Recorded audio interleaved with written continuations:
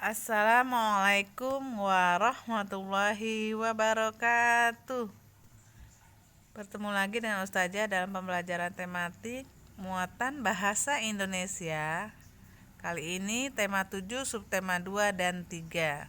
Materinya adalah pesan dari teks pidato.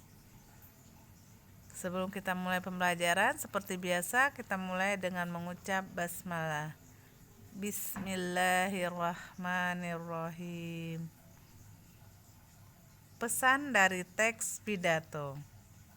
Pidato merupakan salah satu bentuk komunikasi lisan yang bertujuan untuk menyampaikan pesan kepada pendengar.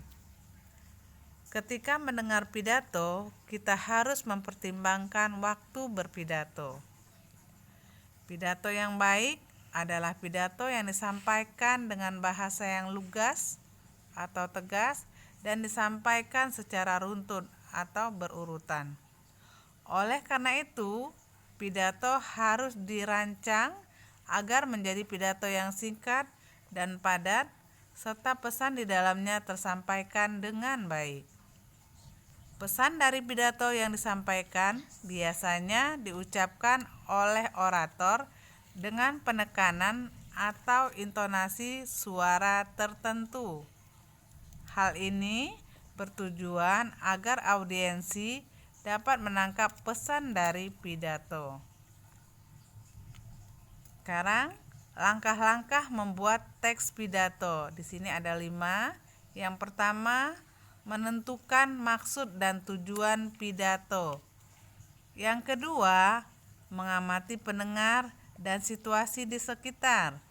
Yang ketiga, memilih topik pidato yang sesuai. Keempat, membuat kerangka pidato. Terakhir yang kelima, menguraikan secara mendetail atau secara lengkap. Isi pidato bersifat mengajak pendengar untuk mengikuti maksud dari isi pidato tersebut. Berikut adalah hal yang harus diperhatikan dalam membuat teks pidato. Di sini ada 3 ya yang harus diperhatikan dalam membuat teks pidato. Yang pertama, pembukaan. Nah, untuk pembukaan ini berisi salam pembuka dan latar belakang permasalahan. Kemudian isi, yang mana bagian isi merupakan hal-hal penting dari maksud pidato yang disampaikan. Yang ketiga, penutup. Bagian penutup berisi simpulan, saran, ajakan, dan salam penutup.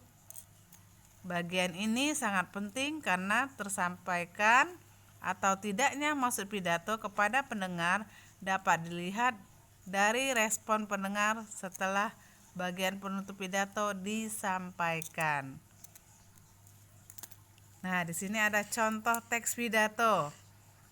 Dimulai dari yang pertama ada Assalamualaikum warahmatullahi wabarakatuh, itu adalah salam pembuka.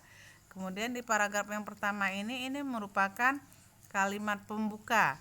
Sementara yang di paragraf kedua ini disambung dengan paragraf ketiga itu adalah bagian isi.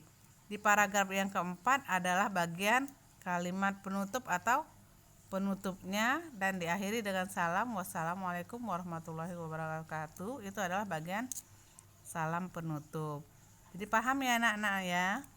Jadi dari contoh teks ini kalian bisa melihat atau menentukan mana bagian pembuka, mana bagian isi, dan mana bagian penutup. Ya, Ustazah ulangi. Dimulai dengan salam pembuka, kemudian ini di paragraf pertama ada bagian kalimat pembuka atau pembuka. Paragraf kedua dan ketiga adalah isi, sementara paragraf yang ketiga adalah bagian kalimat penutup atau penutup dan diakhiri dengan salam penutup. Silakan dibaca kembali, dipahami, dicatat bagian-bagian yang pentingnya ya anak-anak. Dicatat dengan rapi. Demikian, terima kasih. Selamat belajar. Kita tutup dengan lafaz hamdalah. Alhamdulillahirabbil alamin. Ustazah akhiri. Wassalamualaikum warahmatullahi wabarakatuh.